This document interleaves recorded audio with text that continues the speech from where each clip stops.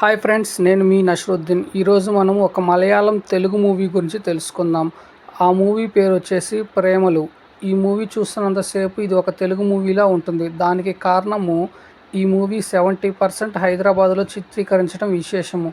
అలానే ఈ ప్రేమల మూవీ గురించి ప్రత్యేకంగా కథ అంటూ ఏమీ రాసుకోవాలో డైరెక్టర్ అని అనిపిస్తుంది. దానికి కారణం సింపుల్గా ఒక కాలేజీలో చదివే రోజుల్లో ఎవరో ఒకరిని ప్రేమించటం, ప్రేమించే ప్రాసెస్లో జరిగే సన్నివేశాలు, వాటి గురించి ఫ్రెండ్స్తో చేసే చిట్ చాట్ ఇలాంటివంటి బేస్ చేసుకొని కొన్ని సన్నివేశాలను చిత్రం రూపంలో చిత్రీకరించటమే ఈ ప్రేమలు.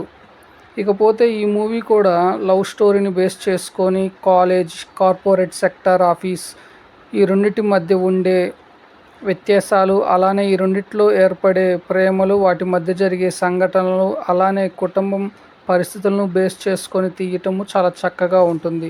వీటికి కామెడీ ట్రాక్ యాడ్ చేయటము, అలానే ప్రస్తుతం సోషల్ సైట్స్లో ట్రెండింగ్ అయిన కుర్చీ మడత పెట్టి, కుమారి ఆంటీ వంటి సన్నివేశాలు, వాటి గురించి వచ్చే కామెడీ చాలా బాగా హాస్యాస్పదంగా అలరిస్తాయి. అలానే కార్పొరేట్ సెక్టార్లో ఉండే సొడెక్స్ కూపన్స్ అక్కడ జరిగే సన్నివేశాలు బాగా ఆకట్టుకుంటాయి. అలానే కార్పొరేట్ సెక్టార్లో love, proposal, tours, friendship, enjoy life వంటి అంశాలను జోడించి ఒక చిత్రంగా చిత్రీకరించడం విశేషము. మరియు స్టార్టింగ్ నుండి ఎండింగ్ వరకు ఎక్కడ బోరు కొట్టకుండా లవ్, కామెడీ, జాబ్, ఫ్యామిలీ, సామాజిక స్మృతి వంటి అంశాలను టచ్ చేసి చేయనట్లు చూపించి బాగా టైంపాస్ అయ్యేలా తీశారు ఈ మూవీ. ఇకపోతే ఈ మూవీ స్టోరీ లైన్ వచ్చేసి, సచిన్ సంతోష్ ఇంజనీరింగ్ గ్రాడ్యుయేట్ కాలేజీలో ఒక అమ్మాయిని ప్రేమిస్తాడు. కానీ ఆ విషయాన్ని చెప్పేందుకు ధైర్యం సరిపోదు. కాలేజీలో